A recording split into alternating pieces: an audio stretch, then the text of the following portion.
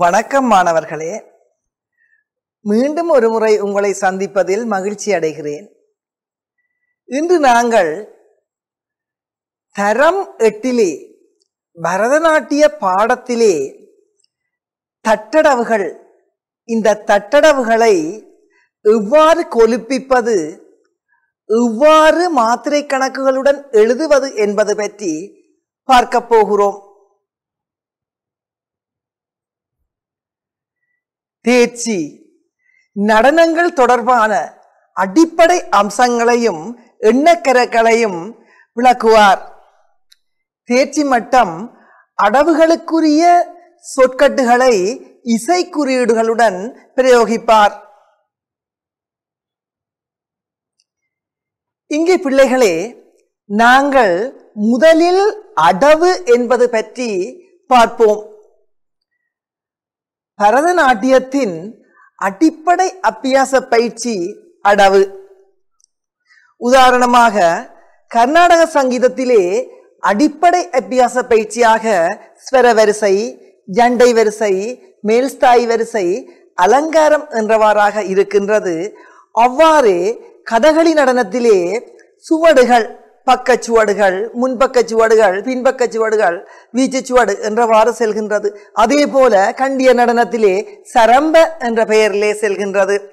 அதே போலதான் பரதநாட்டியத்தினுடைய அடிப்படை அபியாச பயிற்சி அடவு என்ற பெயரினால் அழைக்கப்படுகின்றது. இது தஞ்சை நால்வர் காலங்களிலே அடைவு என்ற பெயரிலே வழங்கப்பட்டு வந்தது. இந்த அடவானது நடனத்தின் பலவித அங்க அசைவுகளின் சேர்க்கை. அதாவது பாதம், கைகள், முத்திரைகள் மற்றும் தலை கண் அசைவுகள், உடல் நிலைகள், அரைமண்டி, சமபாதம், முழுமண்டி ஆகிய நிலைகளின் சேர்க்கை. நடனத்தின் பலவித அங்க அசைவுகளின் சேர்க்கை அடவு எனப்படுகின்றது. இந்த அடவுகளை சீரான முறையிலே 3 காலங்களிலும் பயிற்சி செய்வதனால் நாங்கள் ஒரு முழுமையான நடன கலைஞராவதற்கு அது வழிவகை செய்கின்றது. தாளத்துடன் சமச்சீராக அமைந்த நிறுத்த பயிற்சி நாங்கள் ஏற்கனவே கற்றிருக்கிறோம். நிறுத்தம் என்றால் ஆடல் பகுதி, நிருத்தியம் என்றால் அபிநய பகுதி. இங்கே தாளத்துடன், அதாவது தாள கணக்கு வழக்குடன் அல்லது தாள பிரமாணத்துடன் சமச்சீராக இந்த அடவுகளை பார்த்தால் தெரியும் பிள்ளைகளே. வலது பக்கத்திற்கு வந்தால் இடது பக்கத்திற்கு வரும். முதலில் வலது பக்கம் ஆடினால் பின்னர் இடது பக்கம் ஆட வேண்டி வரும். அவ்வாறு சமச்சீராக சமநிலை பேணுவதாக அமைக்கப்பட்டிருக்கின்றது. நிறுத்த பயிற்சி என்பதை பார்த்து விட்டோம். எனவே தாளத்துடன் சமச்சீராக அமைந்த நிறுத்த பயிற்சி. இந்த அடவுகளை வைத்துத்தான் கோர்வைகள், கோர்வைகள் மூலம் உருப்படிகள் என்றவாறாக நாங்கள் கற்றுக்கொண்டு செல்லக்கூடியதாக இருக்கின்றது. இவற்றில் 20க்கும் அதிகமான வகைகள் காணப்படுகின்றன. அடவுகள் பெரும்பாலும் 20 வகைப்படுகின்றன. சில இடங்களில் 20க்கும் அதிகமான அடவுகளும் காணப்படுகின்றன. இந்த அடவுகள் தஞ்சை சகோதரர் காலத்திலே அவர்களால் ஒழுங்குபடுத்தப்பட்டன. அவர்கள் 10 வகையான அடவுகளை ஒவ்வொன்றும் 12 வகையாக வகுத்து மொத்தம் 120 அடவுகளாக வகுத்து வைத்திருந்தனர். அதற்கு முற்காலங்களிலே அடவுகள் இருந்தது, ஆனால் சரியான நெறிமுறையில் இருக்கவில்லை. தஞ்சை நால்வர்தான் இந்த அடவினை வகுத்தார்கள். இன்றைய அளவிலே ஏறத்தாழ 20 வகையான அடவுகள் நம்மிடையிலே வழங்கப்பட்டு வருகின்றது. அடவுகள் கொண்டிருக்கும் சிறப்பியல்புகளை கொண்டே இவற்றிற்கு பெயர்கள் வழங்கப்படுகின்றன. அநேகமான அடவுகளுக்கு மாணவர்களே அந்த அடவு கொண்டிருக்கும் சிறப்பியல்பு, அதாவது முழுமண்டியில் இருந்து ஆடும் அடவு மண்டியடவு என்று வழங்கப்பட்டு வருகின்றது. அதுபோல தட்டடவு கால்களை அரைமண்டி நிலையில் இருந்து பிரட்டி வைத்து தட்டி ஆடுவது முதலாவது அடவு. எனவே தட்டடவு என்று பெயர் வழங்கப்பட்டது. அதே போல கால்களை நாட்டி ஆடுவதனால் நாட்டடவு, குதித்து மெட்டி ஆடுவதனால் குதித்து மெட்டடவு அல்லது குத்தடவு, அதே போல கோர்வை வடிவத்திலே வருவதனால் கோர்வையடவு, பரவி ஆடுவதனால் பரவலடவு, ஊஞ்சலின் அசைவு போல ஆடுவதனால் ஊஞ்சலடவு, இவ்வாறாக அடவுகளின் பெயர்கள் இந்த அடவுகள் அமைந்திருக்கும் சிறப்பியல்புகளை கொண்டு அழைக்கப்பட்டு வருகின்றன. இனி மாணவர்களை நாங்கள் தட்டடவு என்பது பற்றி பார்த்துவிட்டு அப்பாலே செல்லலாம். பரத நடனத்தின் அடவுகள் வரிசையிலே முதலாவதாக அமைவது தட்டடவு. எங்களுடைய பரதநாட்டியத்திலே அடிப்படை பயிற்சி அடவுகள் இருக்கின்றன. அதிலே அடவுகளின் முதலாவதாக அமைவது தட்டடவு. கால்களை தட்டி ஆடுவதனால் இப்பெயர் பெற்றது. ஏற்கனவே நாங்கள் பார்த்து விட்டோம். கால்கள் இரண்டையும் அரைமண்டியிலிருந்து பிரட்டி வைத்து ஆடுவது தட்டடவு. காற்பயன்பாடுகள் மட்டும் இடம்பெறுகின்றன. தட்டடவில் கைப்பயன்பாடுகள் கிடையாது. முதலாவது அடவு என்பதனால் காற்பயன்பாடுகள் மட்டும் இடம்பெறுகின்றன. இங்கே மாணவர்களே எந்த விதமான நடனமுமே தெரியாமல் வரும் ஒரு சிறுவனோ சிறுமியோ இலகுவாக கற்கக்கூடிய ஒரு படிமுறையில் இந்த அடவு அமைக்கப்பட்டிருக்கிறது. அதாவது கால்களுக்கு மட்டும் பயிற்சி கொடுக்கும் வகையில் முதலாவது அடவு என்றால் ஒரு காலிற்கு ஒரு முறை தட்டுதல், இரண்டாவது அடவு ஒரு காலிற்கு 2 முறை, அடுத்த அடவு 3 முறை, நான்காவது அடவு 4 முறை என்ற முறையிலே படிப்படியாக நடனத்திற்கு உள்ளே செல்வதற்கு வழிவகை செய்வதாக அமைக்கப்பட்டுள்ளது. இங்கே அரைமண்டி நிலையில் இருந்து ஆடப்படும் தட்டடவுகள் எல்லாமே மாணவர்களே அரைமண்டி நிலையில் இருந்துதான் ஆடப்படுகின்றது.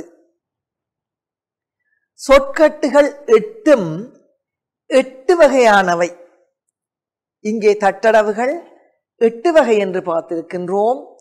இந்த 8 வகையான தட்டடவுகளும் 8 சொற்கட்டுகளை 8 வகையான சொற்கட்டுகளை கொண்டிருக்கின்றன. ஏனைய அடவுகள் அவ்வாறு இல்லை. நாட்டடவு என்றால் 8 நாட்டடவுமே ஒரே சொற்கட்டைத்தான் கொண்டிருக்கின்றது. பரவலடவு அவ்வாறே, குதித்து மெட்டடவு அவ்வாறே செல்கின்றது. ஆனால் தட்டடவு மட்டும் அதன் எண்ணிக்கையில் மாறுபடுவதனால் அவ்வாறு செல்கின்றது. இங்கே 1ஆம் 2ஆம் 4ஆம் 5ஆம் 6ஆம் 7ஆம் அடவுகள் ஆதிதாளத்தில் அமைக்கப்பட்டிருக்கின்றது. ஆதிதாளத்தில் அமைக்கப்பட்டிருக்கின்றன.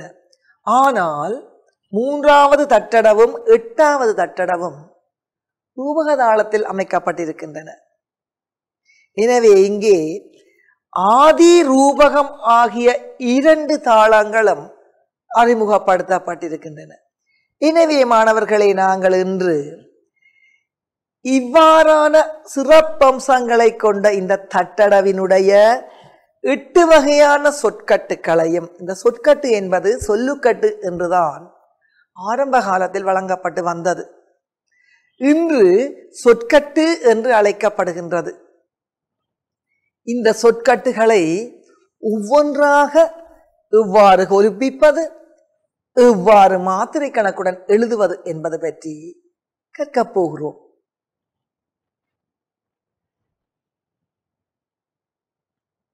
தட்டடவினுடைய சொற்கட்டுகள்.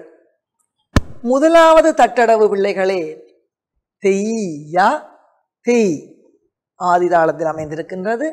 இரண்டாவது தட்டடவும் அதே சொற்கட்டுத்தான். முதலாவது தட்டடவு வலது தெய்யா இடது தெய். ஆனால் இரண்டாவது தட்டடவு வலதிலேயே தெய்யா தெய், அதே போல இடதிற்கும் தெய்யா தெய் என்றவாறாக அமைகின்றது. எனவே இரண்டும் ஒரே சொல்லுக்கட்டுத்தான், ஒரே சொற்கட்டுத்தான். மூன்றாவது தெய்யா தெய்யா தெய், மூன்று எண்ணிக்கைகளை கொண்டு விளங்குகின்றது. தெய்யா தெய்யா தெய், மூன்று அட்சரங்கள். மூன்று அட்சரம் வருவதனால் ரூபகதாளத்தில் அமைக்கப்பட்டிருக்கின்றது. இதனை நாங்கள் பின்னர் கற்போம். நான்காவது தட்டடவு தெய்யா தெய்யா தெய்யா தெய், 4 முறை வருகின்றது. எனவே ஆதிதாளத்தில் அமைக்கப்பட்டிருக்கின்றது. ஐந்தாவது அடவு பிள்ளைகளே தெய்யா தெய்யா தெய் தெய் தாம். இங்கே தெய் தெய் தாம் என்பது மேற்காலத்தில் ஆரம்பம் எந்த காலத்தில் அமைந்திருக்கின்றதோ அதற்கு அடுத்த காலத்தில் இடம்பெறுகிறது. இங்கே ஒரு புது விடயம், இரண்டாம் காலம் அல்லது மேற்காலம் இணைக்கப்படுகின்றது. ஒரு காலத்தில் தொடங்கி அடுத்த காலத்தை கொண்டு அங்கே பிரயோகிப்பதாக அமைக்கப்பட்டிருக்கின்றது. ஆறாவது மாணவர்களே தெய் தெய் தாம் தெய் தெய் தாம். இங்கே மாத்திரைகள் நிற்கின்றது, ஒரு அட்சரம் நிற்கின்றது. தெய் தெய் தாம், ஒரு அட்சரம் நீக்குது.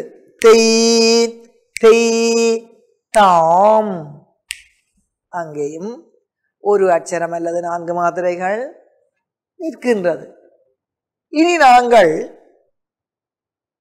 7வது தட்டடவினை பார்த்தால் தெய் தெய் தத் தத் தெய் தெய் தாம். இங்கேயும் 7 தட்டு வந்து 7 தட்டின் நிறைவிலே ஒரு அட்சரம் நிற்கின்றது, 4 மாத்திரைகள் நிற்கின்றன. இந்த அடவிலே ஒரு வித்தியாசம், இதுவரை நேரமும் ஒரு பக்கத்திற்குத்தான் தட்டுகள் வந்தது. இந்த அடவிலே தெய் தெய் தத் வலது பக்கம், தத் இரண்டாவது தத் இடது பக்கம், தெய் தெய் தாம் மீண்டும் வலது பக்கம் முடியும். 1 2 3 வலது பக்கம் வந்தால் 4வது தட்டு மட்டும் இடது பக்கம் வரும். மீண்டும் 5 6 7 என்ற தட்டுக்கள் வலது பக்கத்திற்கு வரும். இனி மாணவர்களை நாங்கள் 8வது தட்டடவினுடைய சொல்லுக்கட்டினை பார்ப்போம். இங்கே 8வது தட்டடவு ரூபகதாளத்தில் அமைக்கப்பட்டிருக்கின்றது. ஒவ்வொரு தட்டடவும் எத்தனையாவதாக தான் அமைந்திருக்கின்றதோ அத்தனையாவது தட்டுகளை கொண்டு அமைந்தது. ஆனால் 8வது தட்டடவு 8 முறை தட்டப்படுவது அல்ல, 7 முறைதான் தட்டப்படுகின்றது. இங்கே ஒரு வித்தியாசம், 2 பக்கங்களுக்கும் மாறி மாறி தட்டுதல். தெய் தெய் தெய் தெய் தித் தித் தெய். இங்கேயும் 2வது காலம் அல்லது மேற்காலம் இடையிலே இணைகின்றது. இங்கே தித் தித் தெய் என்பன 2 அட்சரங்களுக்குள் அடங்குகின்றபடியால் ஏற்கனவே 4 அட்சரங்கள், இங்காலே 2 அட்சரம், மொத்தம் 6 அட்சரங்களை கொண்டிருக்கின்றது. எனவேதான் இந்த தாளம் ரூபகதாளமாக அமைகின்றது. இப்பொழுது மாணவர்களே நாங்கள் தரம் 6லே ஏற்கனவே கற்றுவிட்டோம் தட்டளவுகளை எவ்வாறு ஆடுவது, எவ்வாறு தாளத்துடன் கொலிப்பிப்பது என்பது பற்றி. தரம் 6 இந்த வகையிலே நாங்கள் எழுதி கொலிப்பித்திருப்போம். தாள அங்கங்களை போட்டிருப்போம். ஒவ்வொரு தட்டுக்குள்ளேயும் வர வேண்டிய சொல்லுக்கட்டினை எழுதி அதனை அந்தந்த தட்டுடன் இணைத்து கொலுப்பித்திருப்போம். ஆனால் இன்று தரம் 8 இதே தட்டடவினை, இதே சொல்லுக்கட்டினை மாத்திரை கணக்குகளுடன் எழுதப் போகின்றோம். எவ்வாறு மாத்திரை அடையாளங்களை இடுவது என்பது பற்றி புதிதாக கற்கப் போகின்றோம். இவ்வாறுதான் பிள்ளைகளே மாத்திரை அடையாளங்களுடன் இந்த அடவு அமைந்திருக்கும்.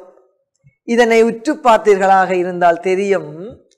தெய்யா, அந்த தெய்க்கு பக்கத்திலே மாத்திரை அடையாளம் வருகின்றது. தெய் தெய் 4 மாத்திரைகள் இருக்கின்றது. இவ்வாறாக செல்லும். முதலில் நாங்கள் கொலுப்பித்து பார்த்துவிட்டு பின்னர் எழுதி பார்த்துவிட்டு இந்த அடையாளங்களுடன் நேர்த்தியாக எழுதப்பட்ட சொற்கட்டினை மீண்டும் ஒரு முறை கொலுப்பித்து பார்ப்போம். இதிலே பிள்ளைகளே தெய்யா தெய், தெய்யா தெய், தெய்யா தெய், தெய்யா தெய் என்றவாறாக முதலாம் காலத்தில் அமைந்திருக்கின்றது. இதனை தாளத்துடன் கொலுப்பிப்போம். தெய்யா தெய், தெய்யா தெய், தெய்யா தெய், தெய்யா தெய். இவ்வாறாக ஒவ்வொரு தட்டிற்கும் ஒவ்வொரு பகுதியாக அமைகின்றது. இந்த முதலாம் காலத்தினை முதலில் நாங்கள் எழுதி பார்ப்போம். முதலில் மாணவர்களே ஒரு அடவினை மாத்திரை கணக்குகளுடன் எழுதுவதற்கு ஆயத்தமாதல் வேண்டும். எங்களை திட்டப்படுத்திக் கொள்ள வேண்டும். சொல்லுக்கட்டு எழுத எடுத்த தாளினை எங்களது தாளத்திற்கு ஏற்றவாறு நாங்கள் பிரித்து கொள்ள வேண்டும். முதலிலே தாளினை எடுத்து விட்டோம். என்ன அடவை எழுதப் போகிறோம் என்பதனை கருத்தில் கொள்ள வேண்டும். முதலாவது இரண்டாவது தட்டடவுகளை இரண்டும் ஒரே சொல்லுக்கட்டில் இருப்பதனால் முதலாவது இரண்டாவது தட்டடவுகளை எழுதப் போகின்றோம். அடுத்தது நாங்கள் திட்டமிட்டிருக்க வேண்டும் என்ன தாளத்தில் அமைந்திருக்கின்றது என்று. ஆதி தாளத்தில் அமைந்திருக்கின்றது. தாளினை எடுத்து விட்டோம். ஆதி தாளத்திற்கு எழுதப் போகின்றோம். இந்த தாளினை நாங்கள் சரியாக வகுத்து கொள்ள வேண்டும். ஆதி தாளத்தை பற்றி சற்று சிந்திக்க வேண்டும். ஆதி தாளத்திற்கு 8 அச்சரங்கள், ஒரு அச்சரத்திற்கு 4 மாத்திரைகள். 8 அச்சரங்களுக்கும் 32 மாத்திரைகள். முதலாம் காலத்திலே நாங்கள் எழுதுவதாக இருந்தால் 8 அச்சரங்கள் வரக்கூடியதாக ஒவ்வொரு அச்சரத்திற்குள்ளேயும் 4 மாத்திரைகள் வருவதாக நாங்கள் எழுத வேண்டும். எனவே பிள்ளைகளே ஆதிதாளத்தினுடைய லகு 4 அச்சரங்களை கொண்டிருக்கின்றது. 1 2 3 4. இந்த பகுதியினை சரி அரைவாசியாக எடுத்துக்கொள்ள வேண்டும். மிகுதி அரைவாசியிலே 2 துருதங்கள் வருகின்றன. முதலாவது துருதத்திற்கு 2 அச்சரங்கள், இரண்டாவது துருதத்திற்கு 2 அச்சரங்கள், மொத்தமாக 4 அச்சரங்கள். எனவே முன் அரைவாசி பகுதியினை நாங்கள் லகுவிற்கு ஒதுக்க வேண்டும். பின் அரைவாசி பகுதியினை 2 துருதங்களுக்கும் ஒதுக்க வேண்டும். முதலில் நாங்கள் என்ன செய்ய வேண்டும் என்றால் லகுவினுடைய அடையாளத்தினையும் அது சதுஷ்ட ஜாதியில் அமைந்திருப்பதனால் ஆதிதாளத்தில் வரும் லகு சதுஷ்ட ஜாதியில் அமைந்திருப்பதனால் இந்த லகுவிற்கு நாங்கள் 4 என்பதனை இட வேண்டும். 4 எழுதும் பொழுது லகுவினுடைய கீழ் மூலையிலே எழுத வேண்டும். அடுத்தது துருதம். துருதம் என்பது அந்த துருதமாகிய 2 தட்டுக்களுக்கும் பொதுவாக மையத்திலே அமைய வேண்டும். அதே போல அடுத்த துருதம். இனி நாங்கள் தாளை எடுத்து விட்டோம், தாள அங்க அடையாளங்களை போட்டு விட்டோம், கீழே பிரித்து வைத்திருக்கிறோம். இந்த பகுதி இவ்வளவும் லகுவிற்குரியது, இந்த பகுதி இவ்வளவும் துருதத்திற்குரியது, அடுத்த பகுதி இவ்வளவும் இரண்டாவது துருதத்திற்கு உரியது. இனி நாங்கள் ஒவ்வொரு அட்சரத்திற்கு உரிய இடைவெளிகளையும் பிரித்து வைத்திருக்கின்றோம். இப்பொழுது நாங்கள் எழுதி பார்ப்போம்.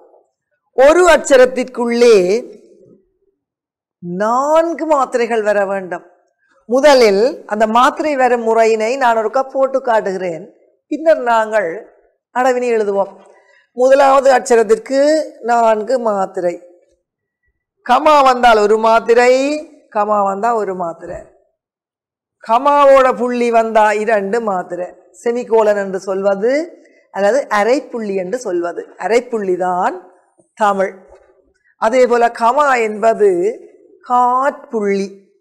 இங்கே காற்புள்ளிக்கு ஒரு மாத்திரை, அரைப்புள்ளிக்கு 2 மாத்திரை, அப்ப 2 அரைப்புள்ளிகள் வந்தால் 4 மாத்திரை.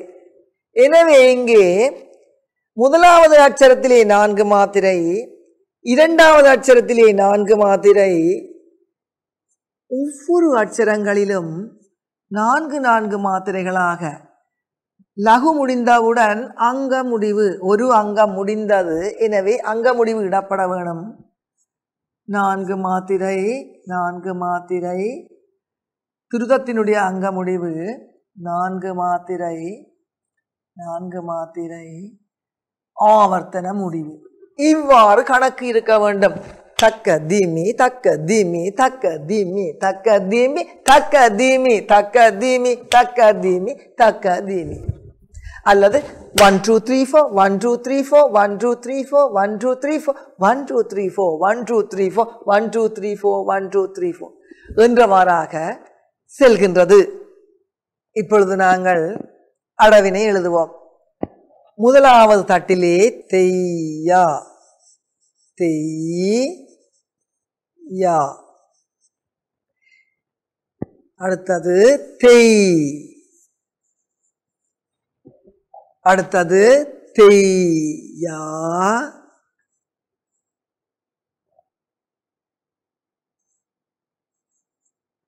தெய், தெய்யா தெய், தெய்யா தெய். அதே போல தெய்யா தெய், தெய்யா தெய். இங்கே பிள்ளைகளே அங்க முடிவுகள், ஆவர்த்தன முடிவுகள் பொருத்தமான இடங்களில் இடப்பட வேண்டும். இவ்வாறு எழுதிவிட்டோம். தெய்யா தெய், தெய்யா தெய், தெய்யா தெய், தெய்யா தெய். இனி மாத்திரைகளை சீர் செய்ய வேண்டும். தெய்யா தெய்யா, இவ்வாறு மாத்திரைகள் வருகின்றன. தெய், அப்ப தெய்யுக்குள்ள ஒரு மாத்திரை வருகின்றது. தெய்யா, யாவன்னா நெடில், நெடிலாக இருப்பதனால் அரவு இருக்கின்றது, இங்கே மாத்திரை வரமாட்டாது. அதே போல தெய், தெய்யா தெய், தெய்யுக்கு 4 மாத்திரை. அப்ப தேனா குரில் இயனா குற்றெழுத்து என்றபடியால மாத்திரை இல்லை. ஆனால் இங்கே இன்னும் நாங்கள் 3 மாத்திரைகளை சேர்க்க வேண்டிய நிலையில் இருக்கிறோம். ஏனென்றால் தேனா குரில் என்றபடியால் ஒரு மாத்திரை தான், இயன்னாக்கு மாத்திரை இல்லை. எனவே அரைப்புள்ளி, அத்துடன் ஒரு காற்புள்ளி. அதே போல தெய் கமா யா, யாவண்ணாவிற்கு நாங்கள் மாத்திரை போட தேவையில்லை. அதே போல தெய் ஒன்று இருக்கிறது, 3 சேர்க்க வேண்டும். அதே போலதான் பிள்ளைகளே, தெய் 3, தெய்யா தெய்யா தெய். சொல்லும் போது அழகாக சொல்ல வேண்டும். தெய்யா தெய் தெய்யா தெய். மாத்திரை கணக்குகள் புலப்படும்படியாக சொல்லி பார்த்தால் எழுதும் போது சுகமாக இருக்கும். இனி மாணவர்களே, இதனை நாங்கள் இங்கே பார்ப்போம். தெய், இதில் ஒரு கமா வரும், யாவுக்கு தேவையில்லை, தெய் இப்படி போட வேண்டும். அதே போல தெய் கமா யா தெய், அதே போல தெய் யா தெய், அதே போல தெய் யா தெய்.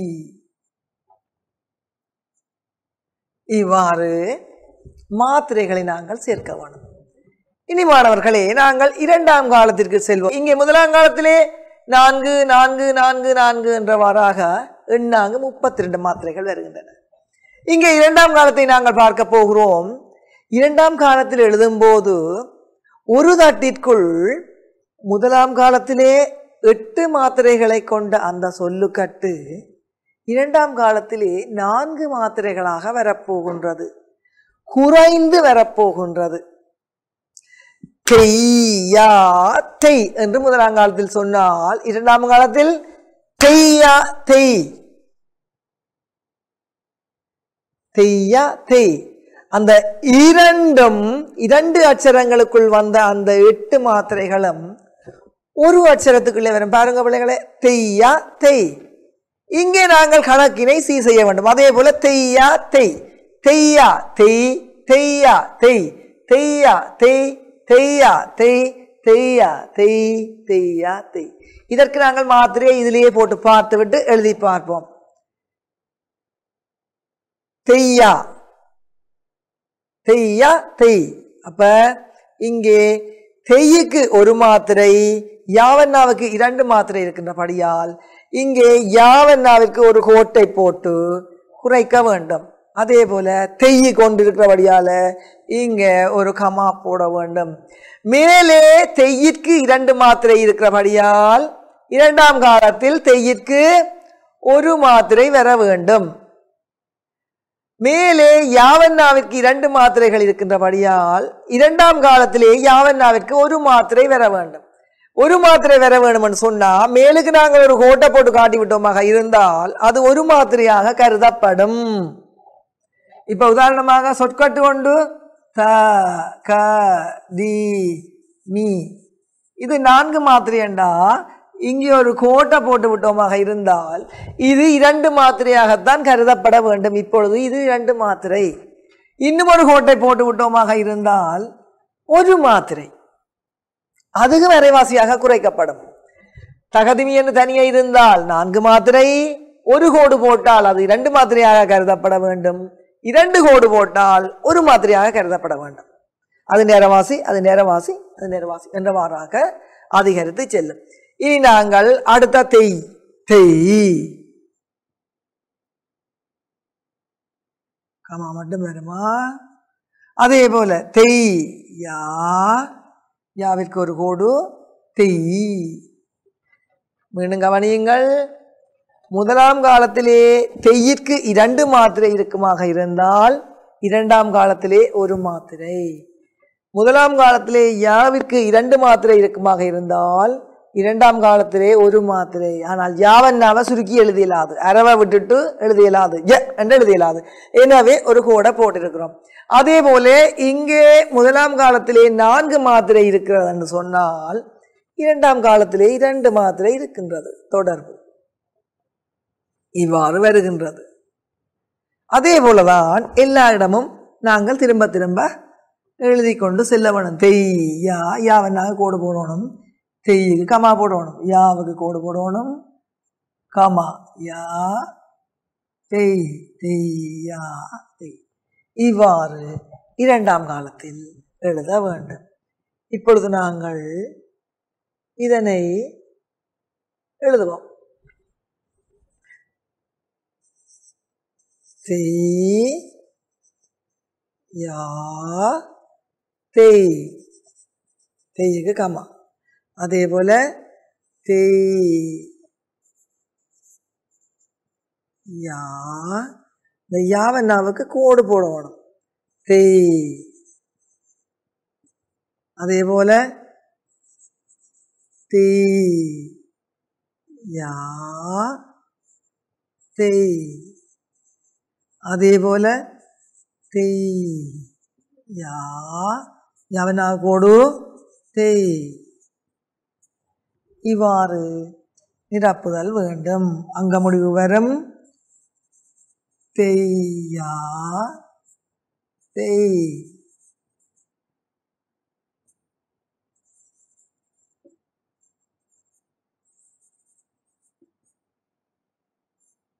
ஆவர்த்தன முடிவை சரியாக இடுதல் வேண்டும். தெய் தெய்யா தெய். இங்கே யாவன்னாவுக்கு கோடு போடுவதையும், யாவன்னாவிற்கு கோடு போட்டு அதனுடைய மாத்திரை 2 மாத்திரையை 1 மாத்திரையாக குறைப்பதனையும், தெய்யிலே ஏற்கனவே நாங்கள் பார்த்தது போல 4 மாத்திரைகள் இருக்கின்றது. தெய்யுக்கு கமா புள்ளி கமா என்று இருக்கிறது. இங்கே 4 மாத்திரைகள் இருக்கின்றது. இங்கே நாங்கள் எழுதும் தெய்யிலே, இப்பொழுது 2ஆம் காலத்தில் எழுதுகிற தெய்யிலே தெய்யுக்கு ஒரு கம்மா மட்டும் போட்டால் காணும். இங்கே 4 மாத்திரை என்றால் இங்கே 2 மாத்திரை குறைச்சி எழுதுகிறோம். ஆனால் யாவன்னாவை குறைக்க முடியாது என்பதனால் ஒரு கோட்டை போட்டு குறைக்கிறோம். இப்பொழுது 1ஆம் காலத்தையும் 2ஆம் காலத்தையும் சீராக எழுதப்பட்டதை பார்ப்போம். கவனியுங்கள் பிள்ளைகளே. தெய் யா தெய், தெய் யா தெய், இவ்வாறு செல்கின்றது. கவனித்து பாருங்கள். 2ஆம் காலத்திலே தேனாவிற்கு கம்மா வரவில்லை, குறைந்திருக்கிறது. எனவே 1 மாத்திரை. பாருங்கள் பிள்ளைகளை, இங்கே தேனாக்கு தெய்யுக்கு 2 மாத்திரை கமாம் இருக்கிறபடியால் இங்க தெய்யுக்கு 1 மாத்திரை. அதே மாதிரி இங்க யாவன்னாவுக்கு 2 மாத்திரை. இங்க யாவன்னாவுக்கு எத்தனை மாத்திரை? இங்க யாவன்னாவுக்கு எத்தனை மாத்திரை? எத்தனை மாத்திரை? யாவன்னாவுக்கு 2 மாத்திரை. ஆனால் மேலே ஒரு கோடு போடுவதனால் அது 1 மாத்திரையாக கருதப்படுகின்றது. அவ்வாறே தெய்யா தெய், தெய்யா என்று போகுது. இதை நாங்கள் சொல்லும் போது மேற்காலத்தில் சொல்லுவோம். ஒருக்கா சொல்லி பார்ப்போம். தெய்யா தெய், தெய்யா தெய், தெய்யா தெய், தெய்யா தெய், தெய்யா தெய், தெய்யா தெய், தெய்யா தெய், தெய்யா தெய். 1ஆம் காலத்தில் எத்தனை தடவை சொன்னோமோ அதை மீண்டும் ஒரு முறை சொல்ல வேண்டும். 2ஆம் காலத்தில் சொல்லும் போது 2 முறை சொல்ல வேணும். 1ஆம் காலத்தில் 1 முறை சொல்லுகிற விடயத்தை 2ஆம் காலத்தில் 2 முறை சொல்ல வேணும். ஏனென்றா அது விரிந்திருந்தது, சுருங்கி விட்டது, அரைவாசியாக மாத்திரை அளவிலே குறைந்து விட்டது. எனவே மீண்டும் ஒரு முறை சொன்னால்தான் மாத்திரைகள் சரிப்படுத்தப்படும்.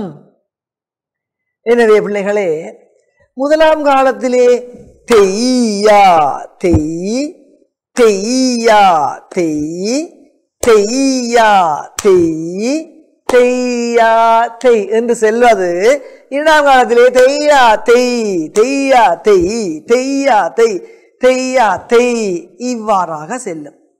இனி நாங்கள் 3ஆம் காலத்தை பார்ப்போம். 3ஆம் காலத்தினை கொலுப்பிக்கும் பொழுது தெய்யத்தை தெய்யாத்தை, தெய்யாத்தை தெய்யாத்தை, தெய்யாத்தை தெய்யாத்தை, தெய்யாத்தை தெய்யாத்தை, தெய்யாத்தை தெய்யாத்தை, தெய்யாத்தை தெய்யாத்தை, தெய்யாத்தை தெய்யாத்தை, தெய்யாத்தை தெய்யாத்தை என்றவாறாக கொலுப்பிக்கிறோம். எனவே ஒரு அட்சரத்தின் உள்ளே தெய்யாத்தை தெய்யாத்தை 2ஆம் காலத்திலே எத்தனை மாத்திரை எடுக்கின்றதோ அதனுடைய அரைவாசியாக 3ஆம் காலத்திலே மாத்திரைகள் குறையும். 1ஆம் காலத்திலே தெய்யிற்கு 2 மாத்திரை இருந்தது, 2ஆம் காலத்திலே தெய்யிற்கு 1 மாத்திரை இருந்தது, 3ஆம் காலத்திலே தெய்யிற்கு அரை மாத்திரை இருக்க போகின்றது. முதலாம் காலத்திலே தெய்யிற்கு 2 மாத்திரை இருந்தது. இரண்டாம் காலத்திலே தெய்யிற்கு 1 மாத்திரை இருந்தது. மூன்றாம் காலத்திலே தெய்யிற்கு அரை மாத்திரையாக வரப்போகின்றது. பாருங்கள் பிள்ளைகளே, முதலாம் காலத்திலே இந்த தெய்யிற்கு 2 மாத்திரை இருந்தது. இரண்டாம் காலத்திலே இந்த தெய்யிற்கு 1 மாத்திரை இருக்கிறது. மூன்றாம் காலத்திலே இந்த தெய்யிற்கு இவ்வாறு இருக்கும். அரை மாத்திரையாக குறைக்கப்படும். அங்கு கோடு போட்டு காட்டப்பட வேண்டும். இனி நாங்கள் இந்த மாத்திரைகளை சரி செய்வோம். முதலிலே இங்கு ஏற்கனவே பார்த்து விட்டோம். முதலாம் காலத்தில் எழுதுவது இரண்டாம் காலத்தில் அரைவாசியாக குறைகின்றது, மூன்றாம் காலத்தில் கால்வாசியாக குறைகின்றது. இங்கே முதலாம் காலத்தில் தெய் 2 மாத்திரைக்கு நிற்கின்றது, இரண்டாம் காலத்தில் 1 மாத்திரைக்கு நிற்கின்றது, மூன்றாம் காலத்தில் அரை மாத்திரை ஆக போகின்றது. எனவே இவ்வாறு வரும்.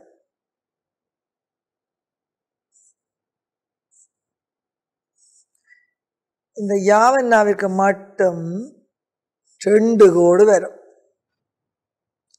அதே போல இப்பொழுது நாங்கள் இந்த மாத்திரைகளை சரி செய்கின்றோம். இங்கே பிள்ளைகளே, முதலாம் காலத்திலே 2 மாத்திரைக்கு வருகின்றது கமாவுடன், இரண்டாம் காலத்திலே 1 மாத்திரைக்கு வருகின்றது, மூன்றாம் காலத்திலே அரை மாத்திரையாக குறைகின்றது. எனவே இங்கே பாருங்கள் பிள்ளைகளே, இந்த இடம் எங்களுக்கு தெளிவாக தெரியாத அடையாளங்கள் இருக்கின்றபடியினால் இந்த இடத்தினை அவதானித்து பாருங்கள். தெய்யா தெய், இங்கே தெய்யுக்கு மேலே 1 கோடு போட்டிருக்கிறபடியால் இந்த 1 மாத்திரை அரை மாத்திரையாக குறைக்கப்படுகின்றது. யாவிற்கு மேலே, யா ஏற்கனவே 2 மாத்திரைகளை உடையது, 1 கோடு போட்டால் 1 மாத்திரை, அதற்கு மேலே 1 கோடு போட்டால் அரை மாத்திரை ஆகின்றது. எனவே இங்கே யாவண்ணாவானது அரை மாத்திரைக்குரியதாகவும், தெய் என்பது 1 கோடு போட்டிருக்கிறபடியால் அரை மாத்திரைக்குரியதாகவும், இங்கே 1 மாத்திரை, தெய் நேரடியாகவே 1 மாத்திரை, எனவே 2 மாத்திரை, அதே போல கீழே 2 மாத்திரை, மொத்தம் 4 மாத்திரைகள் இருக்கின்றன. அதே போல தெய்யா தெய் இவ்வாறு மூன்றாம் காலம் எழுத வேண்டும். முதலாம் காலத்திலே தெய்யா என்று வந்தது, இரண்டாம் காலம் தெய்யா, இங்க யா மட்டும் குறைக்கப்பட்டது, மூன்றாம் காலத்திலே தெய்யும் குறைக்கப்படுகின்றது. யாவிற்கு 2 கோடுகள் போட்டு குறைக்கப்படுகின்றன. அடுத்த தெய் முதலாம் காலத்திலே இவ்வாறு 4 மாத்திரையாக இருக்கிறது, இரண்டாம் காலத்திலே இவ்வாறு 2 மாத்திரையாக இருக்கின்றது, மூன்றாம் காலத்திலே கமா இல்லாமல் தனித்து நிற்கின்றது. எனவே இங்கே 4 மாத்திரைகள், இங்கே 2 மாத்திரைகள், இங்கே 1 மாத்திரையாக குறைகின்றது. அதே போல பிள்ளைகளே, தெய்யா தெய், தெய்யா தெய், இங்கே 1 மாத்திரை, இங்கே 1 மாத்திரை, இங்கே 1 மாத்திரை, இங்கே 1 மாத்திரை. எனவே 4 மாத்திரைகள், 1 அட்சரம். அதே போல தெய்யா தெய், தெய்யா தெய், 1 மாத்திரை, 1 மாத்திரை, 1 மாத்திரை, 1 மாத்திரை, மொத்தம் 4 மாத்திரை. இவ்வாறு 4 மாத்திரைகளாக செல்கின்றது. 4 4 4, எனவே 16 மாத்திரை. முதலாம் காலத்திலே இப்பொழுது நாங்கள் கொலிப்பித்து பார்ப்போம்.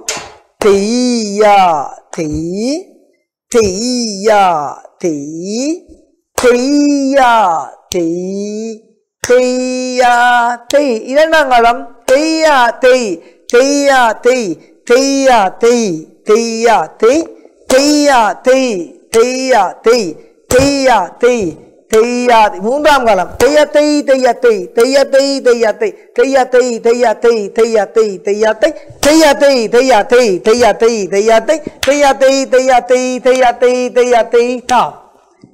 இவ்வாறு செல்கின்றது. மாத்திரை கணக்கு என்பது சற்று கடினமான பகுதி. இந்த குறியீடுகளுடன் எழுதுவது என்பது மீண்டும் மீண்டும் நாங்கள் பயிற்சியினை பெற்றால் இலகுவாக கற்க முடியும். எனவே மாணவர்களை, நீங்கள் மீண்டும் மீண்டும் பயிற்சியினை பெற வேண்டும். இந்த மாத்திரை குறைந்து செல்கின்ற முறையினை நீங்கள் தெளிவாக கற்க வேண்டும். இப்பொழுது மாணவர்களை நாங்கள் 4வது தட்டடவை எழுதப் போகின்றோம். முதலாம் 2ஆம் தட்டடவுகளை எழுதிவிட்டோம். இப்பொழுது நாங்கள் 4வது தட்டடவினை எழுதப் போகிறோம்.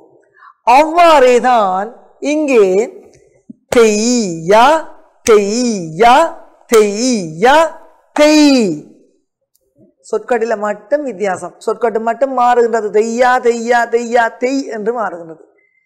முதலாவதும் 2ஆவதும் தெய்யா தெய் என்று மாறியது. 3ஆவதை நாங்கள் இங்கே நோக்கவில்லை. ஏனென்று சொன்னால் 3ஆவதையும் 8ஆவதையும் நாங்கள் இறுதியாக நோக்குவோம். அடுத்த கட்டத்தில் இன்னும் ஒரு வகுப்பிலே அதனை நோக்குவோம். இப்பொழுது நாங்கள் 4வது தட்டடவினை நோக்குவோம். தெய்யா தெய்யா தெய்யா தெய். இங்கே கணக்கை பார்ப்போம் பிள்ளைகளே. யாவண்ணாவிற்கு 2 மாத்திரைகள் இருக்கின்றது. அது நெடிலாக இருக்கின்றபடியால் தெய் என்பது குறிலாக இருக்கின்றது. இங்கே ஒரு அட்சரத்திலே 4 மாத்திரைகள் காட்டப்பட வேண்டும். யாவண்ணாவுக்கு 2 இருக்கின்றது. தெய்யிற்கு ஒரு கம்மாவை போட வேண்டும். தெய்யா தெய்யா. அவ்வாறே தெய்யா தெய். இந்த தெய்யிலே 4 இருக்க வேணும். 4 இருக்கணும் என்றால் என்ன செய்யணும் என்றால் தெய்யிற்கு 1 குறில், மெய்யெழுத்துக்கு இல்லை. அப்ப ஒரு அரைப்புள்ளியும் ஒரு காற்புள்ளியும் செமிகோலனும் கமாவும் போட வேண்டும். அதே போல தெய்யா தெய்யா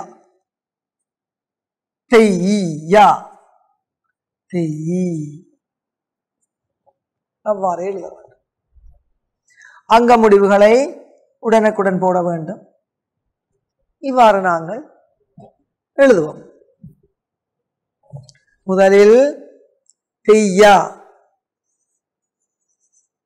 தெய்யா தெய்யா தெய்யா தெய்.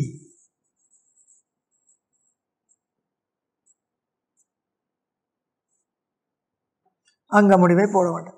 இவ்வாறு எழுத வேண்டும். அதே போல பிள்ளைகளே தெய்யா தெய்யா அங்க முடிவு தெய்யா தெய். ஆவர்த்தன முடிவு பாருங்கள். தெய்யா தெய்யுக்கு 1, கமாவுக்கு 1 2, யாவண்ணாவுக்கு 2 4. தெய்யா அதே 4, தெய்யா அதே 4, தெய் தெய் என்றவாறாக செல்கின்றது.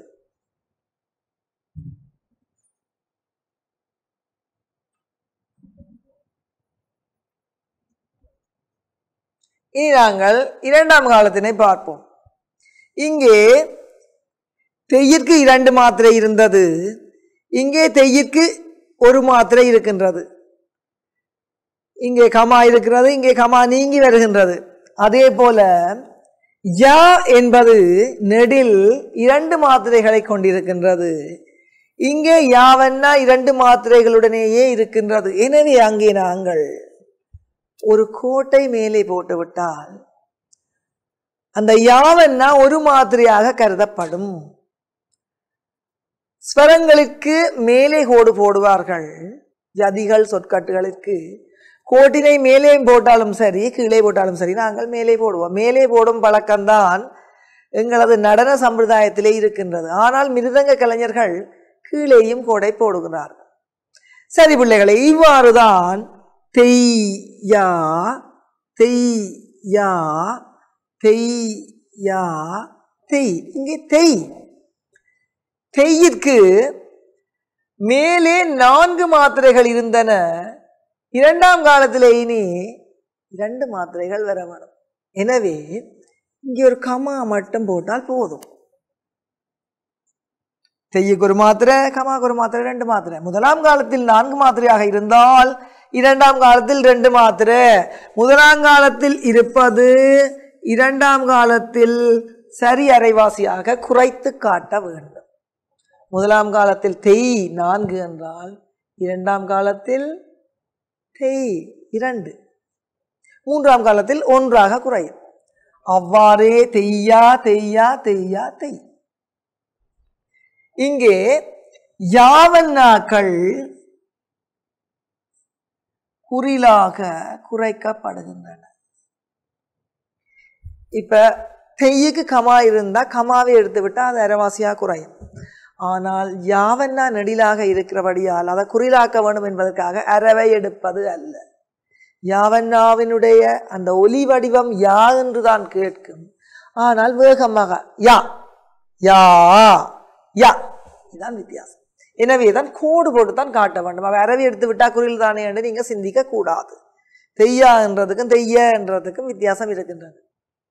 இவ்வாறு பிள்ளைகளை நாங்கள் அங்க முடிவுகளையும் போட்டு ஆவர்த்தன முடிவுகளையும் போட்டு எழுத வேண்டும்.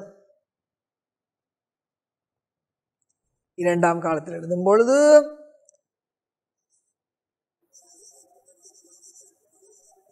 தெய்யா தெய்யா, இங்க யாவன்னாக்கு மட்டும் கோடு போட்டு நாங்கள் தெய்யா, யாவன்னாக்கு கோடு தெய், தெய்யிற்கு கமா. ஏனென்றால் முதலாம் காலத்திலே தெய்யிற்கு நாங்கள் 4 மாத்திரை கொடுத்த நாங்கள் இரண்டாம் காலத்திலே அதனுடைய சரி அரைவாசியாக நாங்கள் இங்கே குறைத்திருக்கிறோம். அதே போல யா தெய்யா தெய்யா தெய், ஒரு காமா அங்க முடிவு வர வேணும். அதே போல தெய்யா தெய்யா தெய்யா தெய், தெய்யுக்கு ஒரு கமா, யாவன்னாக்கு ஒரு கோடு. அதே போல இன்னும் ஒரு முறை தெய்யா தெய்யா தெய்யா தெய், ஆவர்த்தன முடிவு. இவ்வாறு பிள்ளைகளை நாங்கள் இரண்டாம் காலத்தை எழுத வேண்டும். இனி மூன்றாம் காலத்திற்குள் செல்ல போகின்றோம். இங்கே இந்த அட்டவணையிலேயே நாங்கள் குறியீடுகளை போட்டுக்கொண்டு செல்வோம். தெய்யா தெய்யா தெய்யா தெய், நாங்கள் கொலுப்பிக்கும் பொழுது தெய்யா தெய்யா தெய்யா தெய், தெய்யா தெய்யா தெய்யா தெய், தெய்யா தெய்யா தெய்யா தெய், தெய்யா தெய்யா தெய்யா தெய், இவ்வாறு செல்லப்போம். இங்கே தெய் இந்த இடத்தினை எடுத்துக்கொண்டால் இந்த துண்டினை எடுப்போம். முதலாம் காலத்திலே தெய்யிற்கு கமா வருகின்றது 2 மாத்திரை. இரண்டாம் காலத்திலே கமா இல்லாமல் வருகின்றது தெய்யிற்கு 1 மாத்திரை. மூன்றாம் காலத்திலே ஒரு கோடு வரப்போது அரை மாத்திரை. அதே போல யா என்பது முதலாம் காலத்திலே 2 மாத்திரை, இரண்டாம் காலத்திலே ஒரு கோடு இருக்கின்றபடியினாலே 1 மாத்திரை, மூன்றாம் காலத்திலே நாங்கள் 2 கோடுகளை போட்டால்தான் அரை மாத்திரையாக குறைக்கப்படும். அதே போலதான் தெய்யா தெய்யா. இனி தெய், இந்த தெய் என்ற பகுதியினை பார்த்தால் தெய்யிற்கு 4 மாத்திரைகள் இருக்கின்றது. இரண்டாம் காலத்திலே தெய்யிற்கு 2 மாத்திரைகள் இருக்கின்றது. மூன்றாம் காலத்திலே எழுதும் பொழுது தெய்யிற்கு 1 மாத்திரை. எனவே இந்த தெய்யிலே நாங்கள் எந்த அடையாளத்தையும் இடாமல் விடுவதுதான் உத்தமம். எனவே பிள்ளைகளே, தெய்யுக்கு 1 கோடு வரும், யாவுக்கு 2 கோடு வரும். தெய்யுக்கு 1 கோடு வரும், யாவுக்கு 2 கோடு வரும். தெய்யிற்கு 1 கோடு வரும், யாவிற்கு 2 கோடு வரும். 2 படுக்கை கோடுகள் வரும். இறுதி தெய்யை அப்படியே விடுவது. இவ்வாறேதான் தெய்யிற்கு 1 கோடு, யாவிற்கு 2 கோடு, தெய்யிற்கு 1 கோடு, யாவிற்கு 2 கோடு, தெய் அவ்வாறே வரும். அதே போலதான் பிள்ளைகளே தெய் யா, தெய் யா, தெய் யா, தெய். அதே போல தெய் 1 கோடு, யா 2 கோடு, தெய் 1 கோடு, யா 2 கோடு, தெய் ஒன்றும் இல்லை. அதே போல பிள்ளைகளே தெய் யாவிற்கு 2 கோடு, தெய் 1 கோடு, யாவிற்கு 2 கோடு, தெய் 1 கோடு, யாவிற்கு 2 கோடு, தெய் அவ்வாறே விடுவது. ஏனென்று சொன்னால் நாங்கள் முதலாம் காலத்திலே 4 மாத்திரைகளை எடுத்துக்கொண்டது தெய், 2ஆம் காலத்திலே 1 கமா மட்டும் வருகின்றது, 2 மாத்திரைகளை எடுத்துக்கொள்கின்றது. 3ஆம் காலத்திலே எந்த அடையாளங்களும் இல்லாமல் தனித்து நிற்கின்றது. ஒரு குறில் குற்றெழுத்து ஒன்றிற்கு மாத்திரை இல்லை. எனவே 4, 2, 1 என்றவாறாக குறைந்து செல்கின்றது. தெய்யிற்கு 1 கோடு, யாவண்ணாவிற்கு 2 கோடு, இவ்வாறு எழுத வேண்டும். இங்கே அங்க முடிவு, ஆவர்த்தன முடிவுகள் நிச்சயம் போடப்பட வேண்டும். பரீட்சையிலே முதலாவதாக நீங்கள் அடவிற்குரிய தாளினை பகுத்து கொள்வதற்கு புள்ளி இருக்கிறது.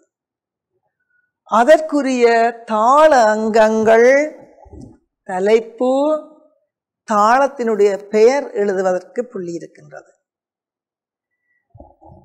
அடவினுடைய சொல்லுக்கட்டுகளை சரியாக அந்தந்த இடங்களுக்கு நேரே பிழை இல்லாமல் எழுதுவதற்கு புள்ளிகள் இருக்கின்றது. இனி அதற்குரிய மாத்திரை கணக்குகளை ஒவ்வொரு அட்சரத்திற்குள்ளேயும் 4 மாத்திரைகளாக இடப்படுவதற்கு புள்ளிகள் இருக்கின்றது. இதனை விட முதலாம் காலத்தில் எழுதுவதற்கு இவ்வளவு, 2ஆம் காலத்தில் எழுதுவதற்கு இவ்வளவு, 3ஆம் காலத்தில் எழுதுவதற்கு இவ்வளவு என்று புள்ளிகள் இருக்கின்றன. அடவினுடைய சொற்கட்டுகளை எழுத்துப்பிழை விடாமல் எழுத வேண்டும், தெளிவாக எழுத வேண்டும். அதே நேரம் மாத்திரை கணக்கிற்குரிய அல்லது காலத்தை, நேர்காலத்தை காட்டுகின்ற படுக்கை கோடுகளை அல்லது அங்க முடிவு, ஆவர்த்தன முடிவுகளை சீராக எழுதுவதற்கு புள்ளிகள் வழங்கப்படும். இதுவரை நேரமும் நாங்கள் அடவு என்றால் என்ன, தட்டடவுகள் என்றால் என்ன என்பது பற்றி பார்த்து, இந்த தட்டடவினுடைய சொல்லுக்கட்டுகளை எவ்வாறு தாளத்துடன் கொலுப்பிப்பது என்றதை பார்த்து, தட்டடவினுடைய சொற்கட்டுகளை மாத்திரை கணக்குகளுடன், அதாவது இசை குறியீடுகளுடன் எவ்வாறு எழுதுவது என்பதை பற்றியும் பார்த்து, முதலாம், 2ஆம், 4ஆம் தட்டடவுகளை மாத்திரை கணக்குகளுடன் முதலாம் காலம், 2ஆம் காலம், 3ஆம் காலங்களில் எழுதியிருக்கின்றோம். இத்துடன் மாணவர்களை நாங்கள் இன்றைய வகுப்பினை நிறைவு செய்து, இதனுடைய தொடர்ச்சியாகிய 5ஆம், 6ஆம் தட்டடவுகள் ஆதிதாளத்திலும், 7வது தட்டடவு ஆதிதாளத்திலும், 3ஆம், 8ஆம் தட்டடவுகள் ரூபகதாளத்திலும் எவ்வாறு கொலுப்பிப்பது, எவ்வாறு மாத்திரை கணக்குகளுடன் எழுதுவது என்பது பற்றி கற்கப் போகின்றோம். எனவே பிள்ளைகளே, இன்னுமொரு நிகழ்ச்சியில் நாங்கள் ஏனைய தட்டடவுகளை கற்போம் என்று கூறி, இதுவரை நேரமும் இந்த வகுப்பினை பார்த்த உங்களுக்கு நன்றி கூறி, மீண்டும் ஒரு முறை உங்களை சந்திப்பேன் எனவும் கூறி விடைபெறுகிறேன். நன்றி.